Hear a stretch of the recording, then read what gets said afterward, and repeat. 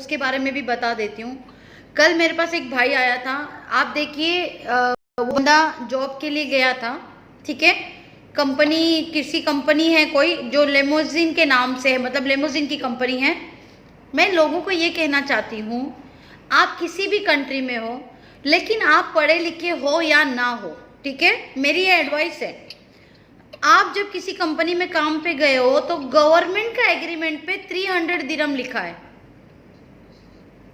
300 salary. लेकिन उसी बंदे को उसी कंपनी ने अपनी गाड़ी रेंट पे दी है, और उस पे खुद लिखा हुआ है कि कार रेंटल एग्रीमेंट। आप लोग गौर से सुनो, स्टोरी मैं शॉर्ट में बताऊंगी, लेकिन इससे सबक मिलना चाहिए। जितने व्यूअर्स है ना, ये बात सुन लो, इनकी एक एक बात पर एक कमेंट किए, ये चला जाएगा लाइव है। ये आप लोग याद रखना, मैं आपको बोल रही हूँ, जिसको रिकॉर्ड करना रिकॉर्ड भी करो। आप लोग के पास ये ना वीडियो जितना लोगों तक जाएगा, कल उस बंदे को सिर्फ हार्ट अटैक आना बाकी था, यकीन मानो। वो भी मुझे लाइव में देख रहा होगा अभी बेचारा। कल वो आया ना, मैंने उनको ये बोला कि भाई आपको ये समझ में नहीं आ रहा है कि आप उस कंपनी में जॉब पे हो? बोला हाँ। बोला, उन्होंने मुझसे बोला कि आपको हम जॉब पे रख रहे हैं, आपको इतना % सैलरी है, और आपको हर दिन का हम लोगों को कुछ, अगर 24 घंटे की गाड़ी है तो इतना पेमेंट देना पड़ेगा, और जो सीजन है ना, उस टाइम पे आपको इतना देना पड़ेगा, मतलब वो इंक्रीज होगा। अगर आप 12 घंटे की ड्यूटी करोगे ना, उस गाड़ी आपके पास रहेगी वो 12 घंटा। अच्छा, पेट्रोल उसका, हर चीज उसकी, सालिक उसका, सब कुछ वो लगाएगा, उसका खर्चा, इवन गाड़ी का जो ऑयलिंग वगैरह होगा वही करेगा। गौर से सुनिएगा। वो बंदा सोच रहा था कि ये वहां जॉब कर रहा है, लेकिन नहीं, ये जॉब नहीं कर रहा था। ये वहां पर गया जॉब के लिए, इन्होंने उसको एक 7000 का पेपर भी साइन करवा के ले लिया, वो था उसके वीजा का पैसा। गौर से सुनिएगा। और उसको 30 या 40,000 का एक पेपर पे साइन कराया। ये वो होता है 30-40,000 जो डाउन पेमेंट करके हम गाड़ी निकालते हैं।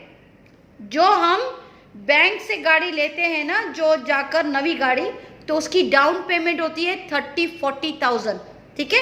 गौर से सुनिएगा।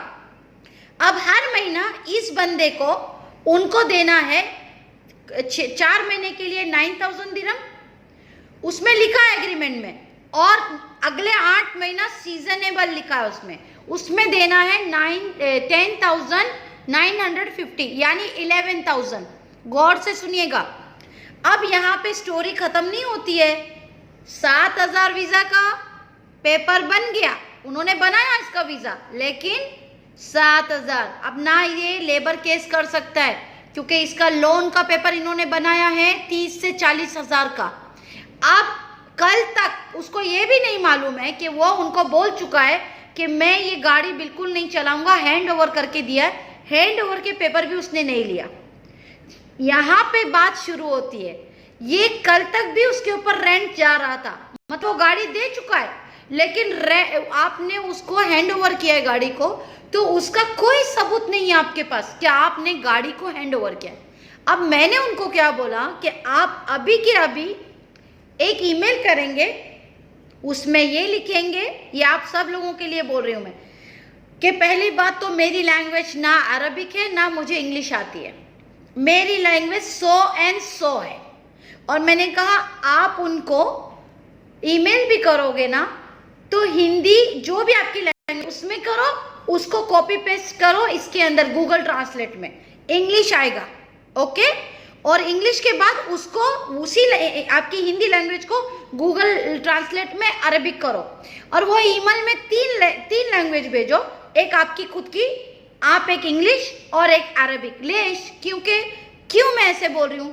क्योंकि जब ये ईमेल जाएगा तो ये सबूत बनेगा कोर्ट में जज साहब के सामने कि जज साहब, जब मैं एक ईमेल कर रहा हूँ इनको, मुझे नहीं मालूम कि इनके पास कौन सा आदमी है, या अरबिक है या इंग्लिश आदमी है, मैं तो अपनी लैंग्वेज में कर रहा हूँ, शायद उसको मेरी लैंग्वेज समझ में नहीं आए, इसके लिए मैंने उनको इजी करने के लिए इंग्लिश में भी भेजा और उसका ट्रांसलेट अरबिक में भी भेजा। तो ऐसा कैसा हो सकता है कि ये लोग मुझे किसी पेपर पे साइन कराए? ना मुझे अरबिक आती है ना मुझे इंग्लिश आती है। अब नंबर 1 मोस्ट इंपॉर्टेंट थिंग, जज साहब जब मैं इनकी कंपनी में 300 दिरहम पे काम कर रहा हूं, जब मैं इनकी कंपनी में 300 दिरहम पे काम कर रहा हूं, तो मैं कैसा इनको 1,25,600 दिरहम साल का इनकी गाड़ी का रेंट दे सकता हूं? 300 दिरहम में मैं खाऊंगा क्या? मैं घर का रेंट क्या दूंगा? मैं ट्रांसपोर्टेशन क्या दूंगा मेरी? इन्होंने मुझसे दगा किया, मुझे बेवकूफ बनाया, मुझे रेंट कार की दुकान अपनी दुकान संभालने के लिए इन्होंने मुझे रेंट कार दी है। आया समझ में? मेरा कहने का मतलब है वो बंदे को कसम खुदा की जब वो मेरे पास आया, आज भी मेरे पेपर छोड़ के गया है, एक उसको लीगल नोटिस आता है, एक उसका रेंट कार, मैं सिर्फ आपको रेंट कार लिख के बताऊंगी किधर लिखा हुआ है, उसका कंपनी का नाम इंशाल्लाह मैं नहीं बताऊंगी। एक मिनट 1 सेकेंड रुकिएगा, मैं आप लोगों को बताती हूँ, आप लोगों को सही बात समझ में आना चाहिए। ये क्या है?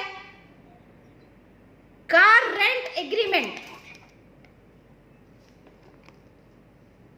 क्या लिखा है इधर? Car rent agreement. वॉइस नहीं आ रही, आवाज नहीं आ रही। आवाज नहीं आ रही है? No voice. अच्छा, यहाँ पे लिखा है कार रेंटल एग्रीमेंट। जी। अब ये सोचो, जो बंदे को इतनी भी समझ नहीं है बेचारे को, कि इसके अंदर उन्होंने ये नहीं लिखा कि ये हमारा एम्प्लॉय है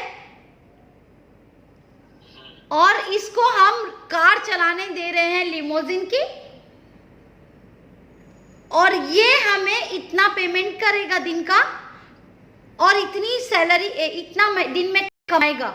यानी अगर ये रेंट कार नहीं होती तो एग्रीमेंट कुछ ऐसे होता कि दिन में जितना भी कमाएगा 50% ये लेगा, 50% कंपनी को आएगी। होता कि नहीं होता?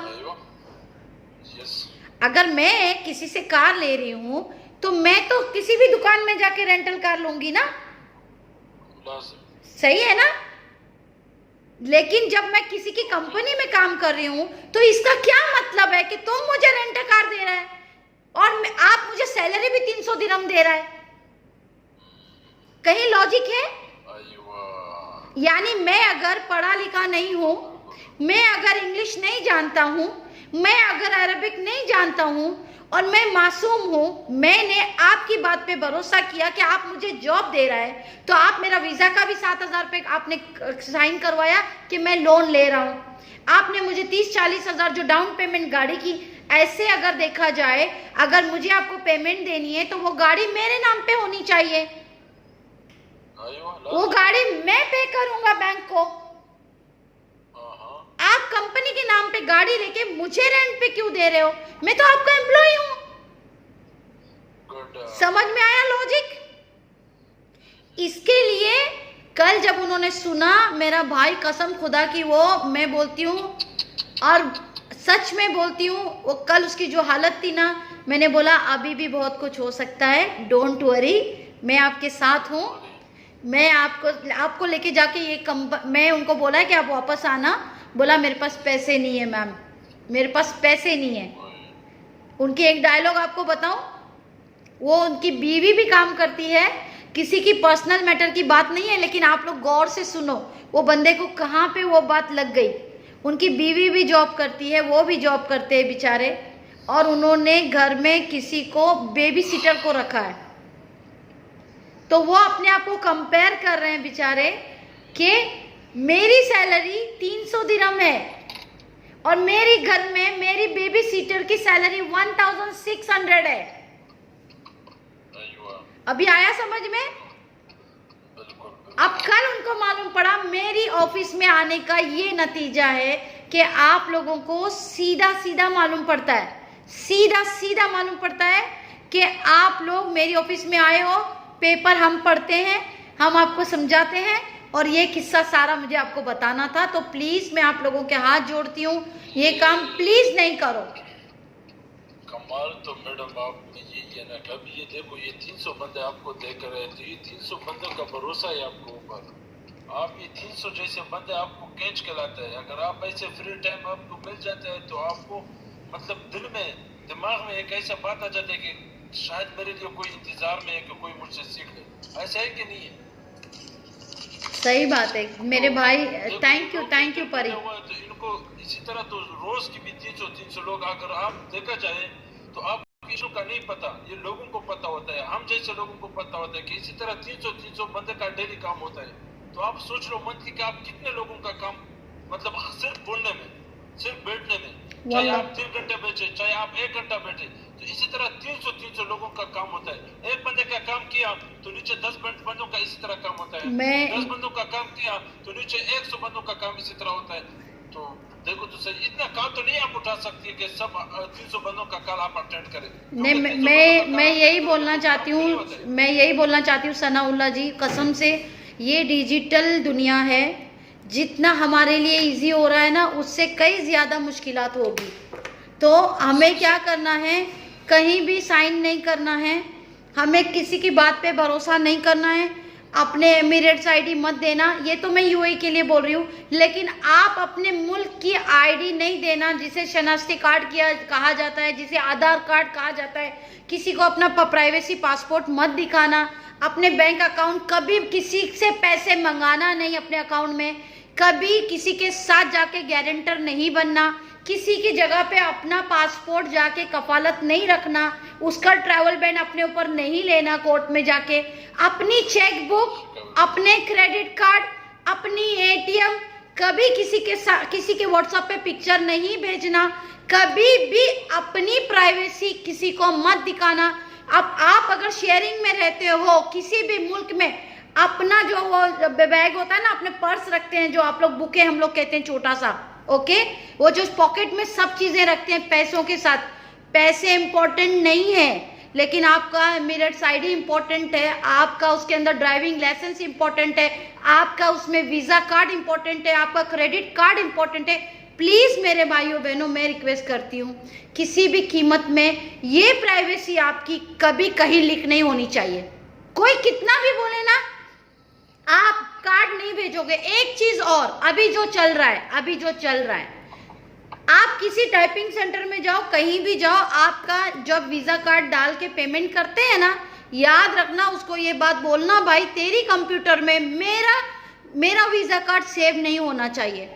खुदा की कसम कह रही हूं मैं, जब वो वीजा कार्ड सेव कर देते हैं ना, किसी की भी ट्रांजैक्शन उठा के कर देते हैं, फिर वो ट्रांजैक्शन होते जाती है, आपको पता भी नहीं चलेगी। मेरी बात गौर से सुनना। और अभी वाईफाई निकला है, तो वीजा कार्ड कभी भी ऐसा सामने नहीं रखो, ऐसा पीछे से कोई भी वो वीजा कार्ड को ऐसा स्कैन कर लेगा वाईफाई से। बहुत सी चीजें चल रही, जितना डिजिटल हो रही है दुनिया, उतनी हमारे लिए और गरीबों के लिए खतरनाक है, अमीरों के लिए नहीं, क्योंकि उनका हर चीज उनका संभालने वाला बंदा होता है, लेकिन गरीबों को नॉलेज नहीं है, गरीबों को पता नहीं है कि इस चीज से क्या होगा। ये गलती आप लोग नेक्स्ट टाइम नहीं करेंगे। और मेरे वीडियो वायरल करो, मुझे यूट्यूब पे आप लोग आओ, यूट्यूब पे भी मैं बड़े बड़े सारे वीडियो डाल रही हूँ, आप लोगों को एक्सप्लेन कर रही हूँ। आप लोग इंस्टाग्राम पे भी आओ, फेसबुक पे भी आओ, क्योंकि कभी हो सकता है मैं टिकटॉक पे नहीं आऊँ, आप लोग हर जगह पे आओ, इंशाल्लाह मैं आप लोगों की मदद करूंगी। मेरी ऑफिस में मैं एक टाइपिंग बंदा रखूंगी इंशाल्लाह, क्योंकि जो लोग इसके पैसे नहीं दे सकते केस के 5,000, 8,000, 10,000 और उनके छोटे छोटे केस हैं, मैं इंशाल्लाह सिर्फ टाइपिंग का चार्ज लूंगी। ये मेरा वादा है मेरे सारे भाई बहनों से, सारे लोगों से।